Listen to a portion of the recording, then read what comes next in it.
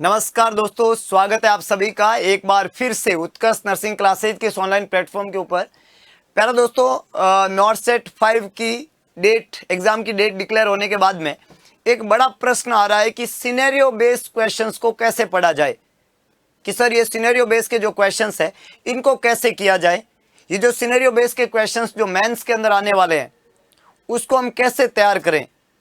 ये एक बड़ा मुद्दा है, एक बड़ी बात है, एक बड़ा प्रश्न है हमारे सामने।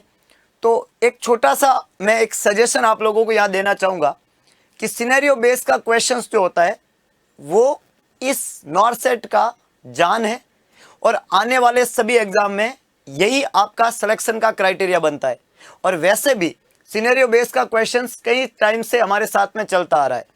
सिनेरियो बेस्ड के क्वेश्चंस में आपको 3 से 4 लाइन का वो प्रश्न मिलता है, उसमें आपके दिमाग के सामने एक सीन क्रिएट किया जाता है और फिर आपको वहां पे पूछा जाता है कि अगर आपके अंदर इंटेलिजेंस है उस बीमारी को लेके, उस कंडीशन को लेके, अगर आप भांप गए हो तो फिर आप बताओ कि आप अगला एक्शन क्या करोगे। ऐसा उस प्रश्न में पूछा जाता है।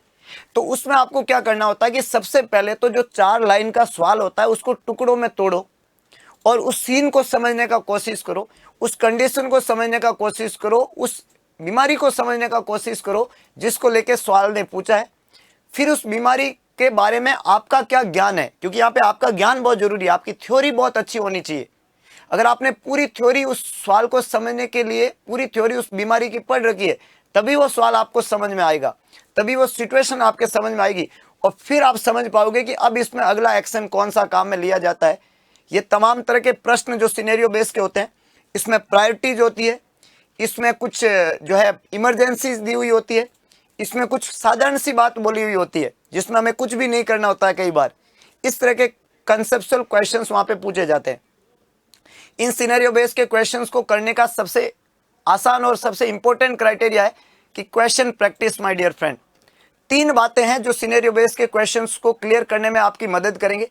पहली इंपॉर्टेंट बात कि आपको क्वेश्चन पढ़ना आना चाहिए, आपको इंग्लिश का ज्ञान होना चाहिए, आपको उसका हिंदी में मीनिंग समझ में आते रहना चाहिए।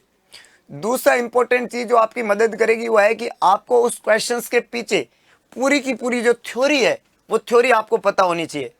अब थ्योरी सर कहाँ से पढ़े कि उस क्वेश्चंस की पूरी थ्योरी हमें आए, तो इसका तो बहुत ही आसान तरीका है कि उत्कर्ष के ऑनलाइन प्लेटफॉर्म पे आज़ादी महोत्सव की सेल लगी हुई है और इस सेल के ऊपर आपको पता है कि 90% तक का डिस्काउंट मिल रहा है तमाम कोर्सेज के ऊपर, जिसमें आपका नॉर्थ सेट का जो हमारा ऑनलाइन कोर्स है, लाइव फ्रॉम क्लासरूम कोर्स है, जिसमें पूरी थ्योरी पढ़ाई जाती है, वो 23,000 का कोर्स मात्र 4,500 रुपये में आपको मिल रहा है। तो बहुत ही जबरदस्त।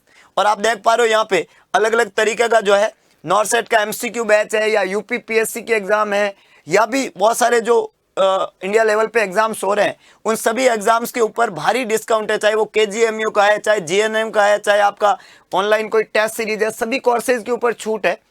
तो थ्योरी तो आप हमारे ऑनलाइन प्लेटफॉर्म से क्लियर कर सकते हो और थ्योरी को क्लियर करने के बाद में अगला जो इंपॉर्टेंट पॉइंट रहता है, जो तीसरा नंबर है, तो पहला मैंने बोल दिया कि आपको एक तो ज्ञान होना चाहिए, उसको समझना आना चाहिए, क्वेश्चंस का मीनिंग मतलब पता चलना चाहिए।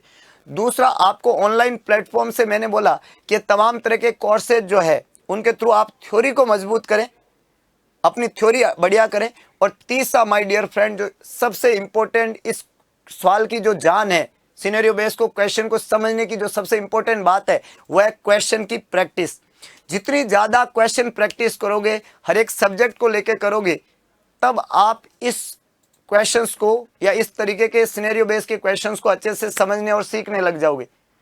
तो ये 3 बातों को आपको ध्यान रखना है और इस आने वाले नॉर्थ सेट के एग्जाम में अपनी सीट को पक्का करना है। तो एक बार पुनः आप सभी लोगों को आने वाले नॉर्थ सेट की हार्दिक शुभकामनाएं।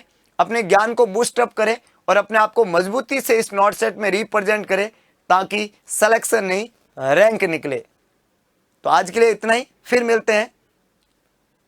जय हिंद, जय भारत, जय महाकाल।